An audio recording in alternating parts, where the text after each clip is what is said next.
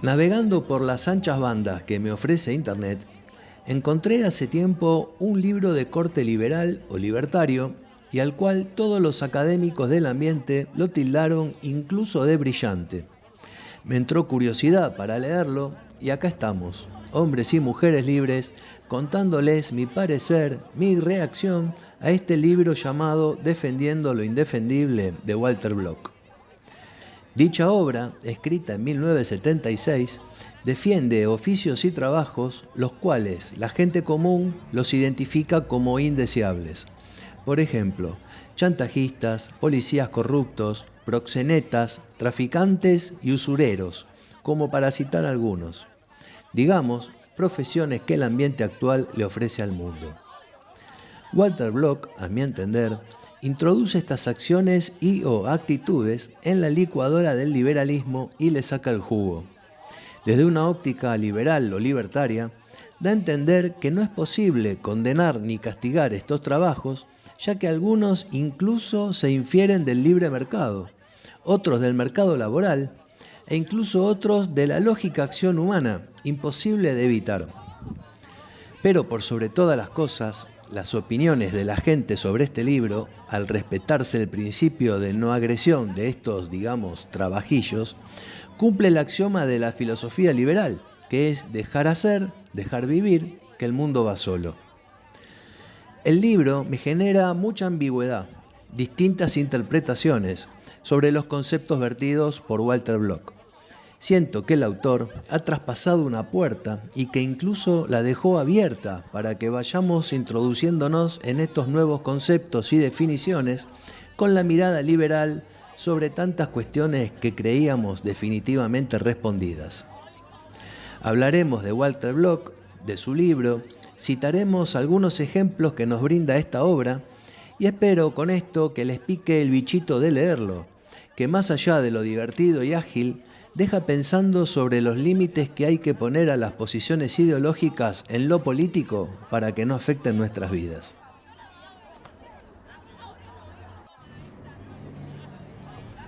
Walter Block es un economista estadounidense nacido de la escuela austríaca y, por consiguiente, un importante teórico del anarcocapitalismo.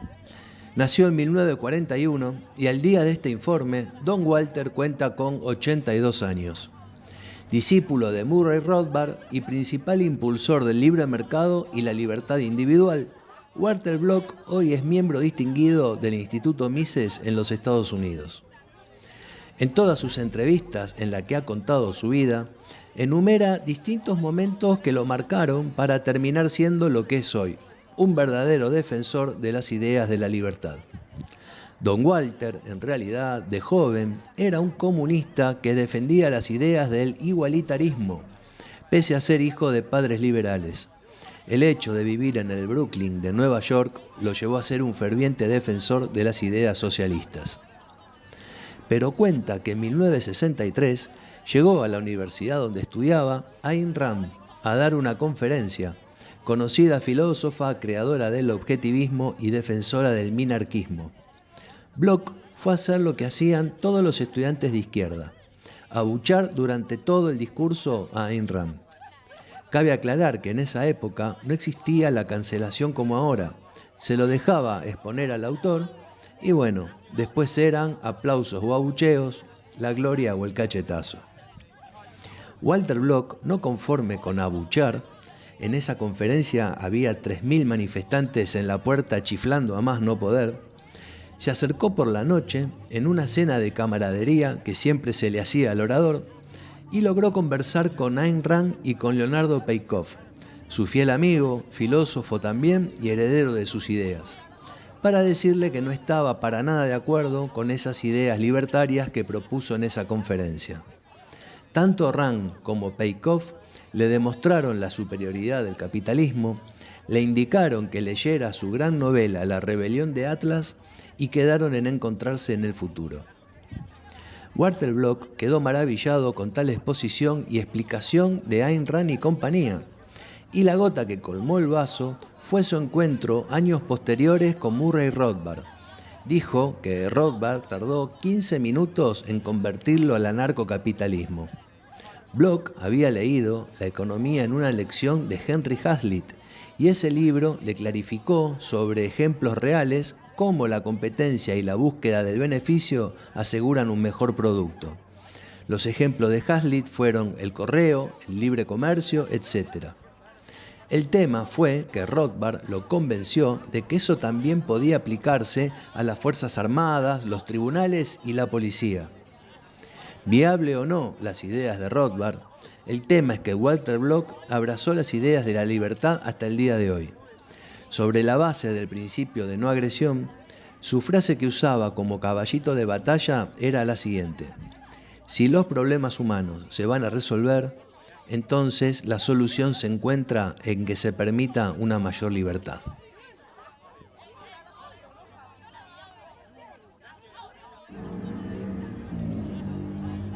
Como les dije, Defendiendo lo indefendible fue escrito en 1976 y publicado en inglés, y ya fue traducido al chino, español, francés, holandés, italiano, portugués y rumano. Te leo el primer párrafo del libro. ¿Cómo empieza el libro? Escucha.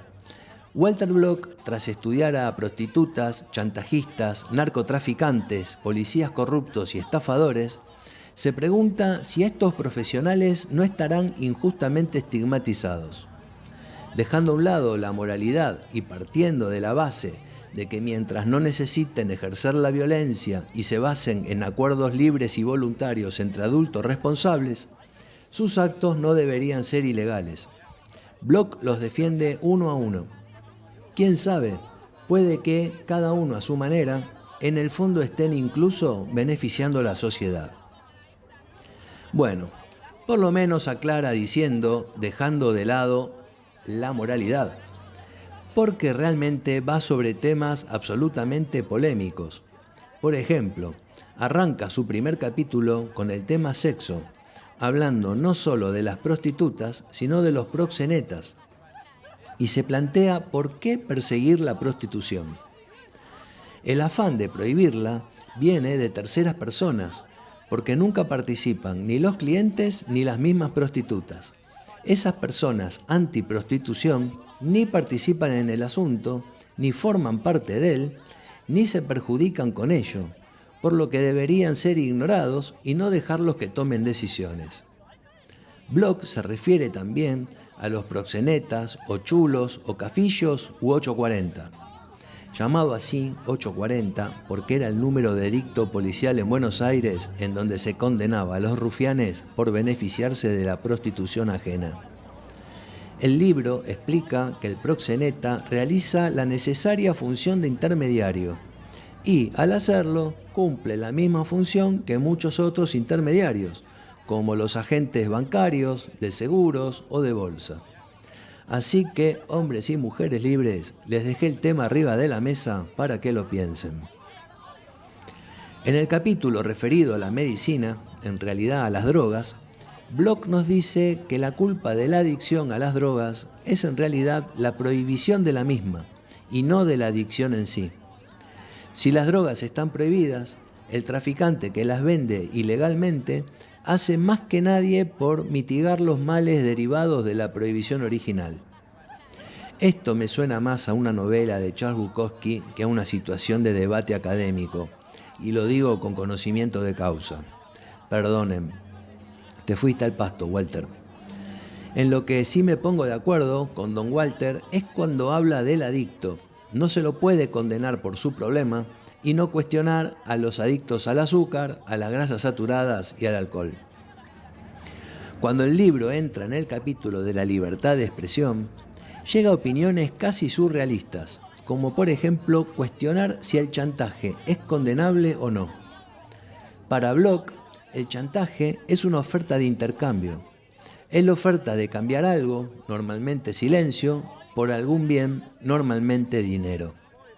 Si la oferta del intercambio es aceptada, el chantajista mantiene su silencio y el chantajeado paga el precio acordado. Si la oferta de chantaje es rechazada, el chantajista puede ejercer su derecho a la libertad de expresión y hacer público el secreto. No hay ningún problema en ello. Tremendo lo de Walter. Pero lo que viene es peor. habla sobre la difamación y la calumnia.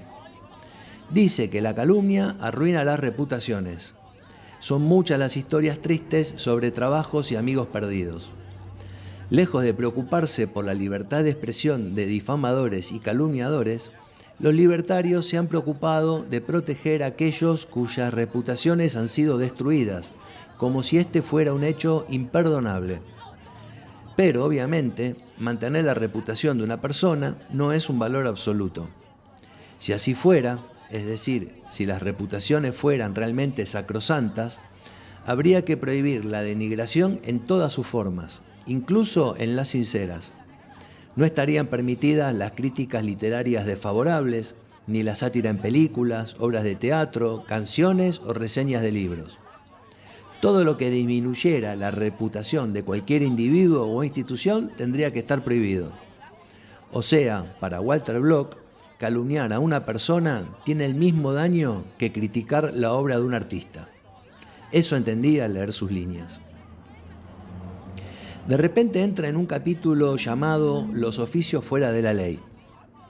Si bien algunos son livianos, como defender un taxista sin licencia, también hace referencia de la misma manera a los revendedores de entrada, por ejemplo, y una larga explicación sobre el policía corrupto y la historia de Sérpico, en donde termina diciendo que es inmoral extorsionar a un prisionero para que pague a cambio de que no se lo torture, pero sin duda es mucho peor no aceptar su dinero si éste quisiera sobornarlo y, en su lugar, obedecer las órdenes y torturarlo. El quinto capítulo habla de economía y, por ejemplo, cita al que blanquea o lava dinero, obviamente por fuera del mercado, al avaro, al heredero, al prestamista, pero también da una explicación sobre por qué el comerciante del gueto o el almacenero en nuestro país vende más caro que las grandes cadenas de comercio y por qué habría que castigarlo o restringirlo en su conducta comercial. Paga distintas sumas por su seguridad, más altas en proporción que una gran cadena comercial mayorista. No tiene los mismos beneficios al comprar a sus proveedores al ser cantidades menores que las grandes tiendas, y entonces eso encarece su producto. ¿Cómo va a querer sino tener más rentabilidad que una gran compañía al riesgo de perder su poca clientela? También defiende al intermediario y al importador, pero por sobre todas las cosas defiende al especulador. Esos que cuando hay vacas gordas compran a precio barato y que cuando hay vacas flacas venden a precio muy caro. Magistralmente, Walter Block nos explica que ese hombre que compra barato y vende caro, en realidad es un benefactor de la sociedad al equilibrar la curva de la oferta y la demanda. Si me dejan comentarios debajo de la descripción de este video, haría un podcast especial explicando este mecanismo de autodefensa que tiene el mercado para protegerse y, según Walter Block, gracias al especulador. Para nada errónea su teoría en este caso. En un capítulo dedicado al trabajo, me detuve en un punto en donde Walter Block defiende lo que se llama obsolescencia programada, o sea, un fabricante de productos defectuosos. Puede ser un benefactor de la sociedad también si lo que vende es un producto que, si bien su vida útil es corta, también es bajo su precio.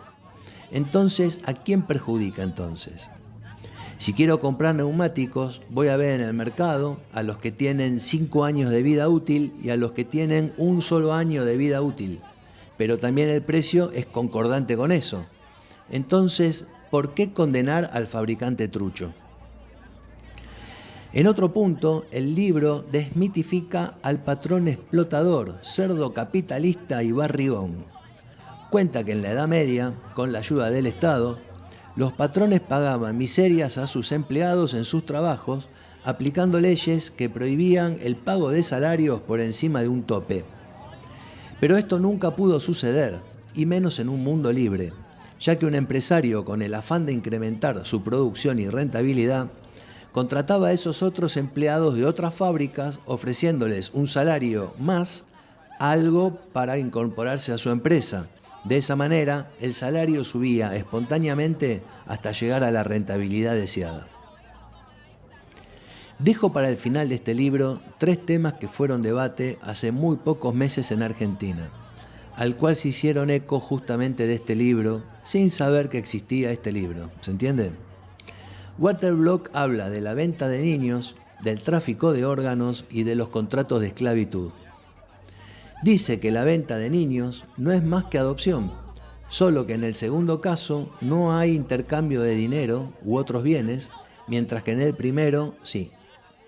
Nadie se opone a que una pareja adopte un bebé abandonado o a uno cuyos padres no pueden cuidar, teniendo en cuenta que esta transacción se efectúa con las protecciones apropiadas para minimizar la posibilidad de abuso infantil y asumiendo que no existen otras intenciones aparte de criar a un chiquillo sano y feliz, no hay nada de problemático en la adopción. Pero si el acto es virtuoso, ¿por qué se convierte en despreciable solo porque un dinero cambie de manos? Si es una buena acción adoptar a un chiquito, ¿por qué es ilegal hacerlo cuando los padres naturales reciben dinero a cambio de ceder a su hijo? O en algunos casos, si los padres pagan a aquellos que adoptan a sus hijos. Mirá el ejemplo. Si es lícito lavar el coche, ¿debería estar prohibido por ley pagar a alguien para que lo haga? Y con respecto al tráfico de órganos, Walter Block propone el siguiente plan. Sabemos que la principal fuente de donación de órganos preferida son jóvenes sanos que pierden la vida por accidente de tránsito, asesinato, guerra, ataque al corazón o una larga lista de maneras que dejan sus órganos intactos y reutilizables. Si el sector se legalizara, surgirían nuevas empresas, o quizás las compañías de seguro o los hospitales expandirían sus bases de operación. Estas empresas ofrecerían miles de dólares a la gente que reuniera los criterios médicos y que accedieran a que tras su muerte ciertos órganos de su cuerpo fueran a pasar a formar parte de la empresa en cuestión. Entonces estos órganos serían puestos a la venta por un precio a la gente necesitada de trasplantes. Refiriéndose a un contrato libre de esclavitud, Walter Block no lo objeta como algo inmoral si ambas partes están de acuerdo en este raro contrato. En varias entrevistas cita la misma anécdota refiriéndose a no contar con el dinero suficiente, por ejemplo, para pagar una operación de un hijo de la cual depende su vida. Entonces estaría de acuerdo en firmar un contrato de esclavitud con alguien que sí está dispuesto a pagar dicha operación y salvar la vida de su hijo.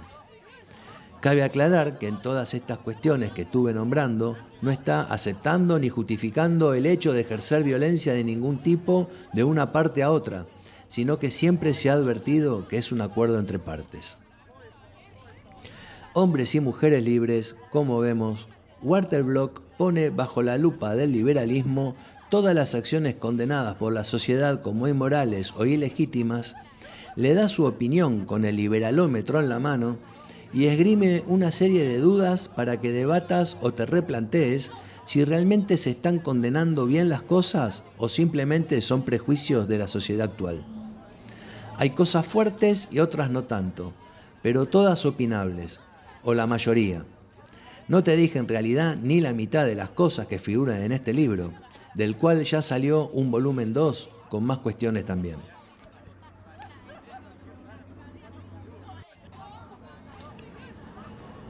Pensar que está tan de moda en estos días el tema de la terapia de shock, este libro es justamente eso, golpe tras golpe explicando con el liberalómetro en la mano cómo se explica todo lo bueno y lo malo desde la mirada liberal. Hayek dijo, al haber leído este libro, que Walter Block está llegando demasiado lejos, aunque le resulta no solo entretenido, sino útil para ejercitar las fórmulas del liberalismo en todas las cuestiones de la vida. Block todo lo explica en relación a contratos de buena fe y libre voluntad entre las partes, y tomando esto como pilar y punto de partida, busca reforzar las ideas libertarias traspasando límites, incluso traspasando los valores morales que tiene una sociedad, al decir que si dos personas de libre voluntad firman un acuerdo en donde hasta se puedan violentar códigos morales, todo vale. Las ideas llevadas al extremo, cruzando barreras morales, ¿son legítimas? Los liberales o los fanáticos de este libro lo están tomando para reuniones de academia, cuando se sientan a debatir sobre cómo ciertas cuestiones se la discute desde una mirada libertaria.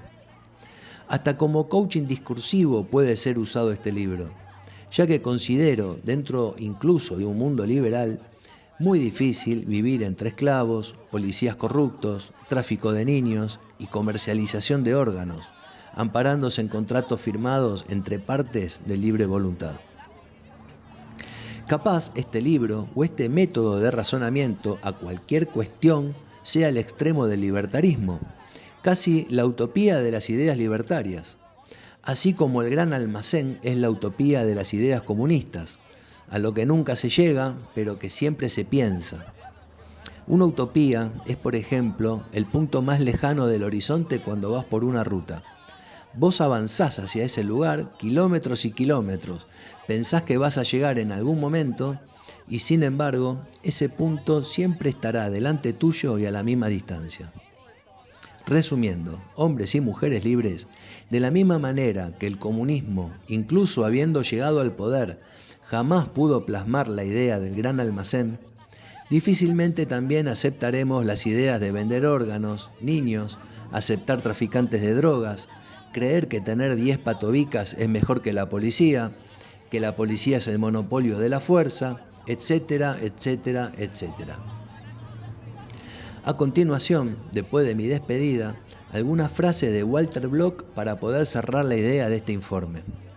Gracias por llegar al final de este informe y gracias también por tu donación, cuyo link lo vas a encontrar en la descripción de este video.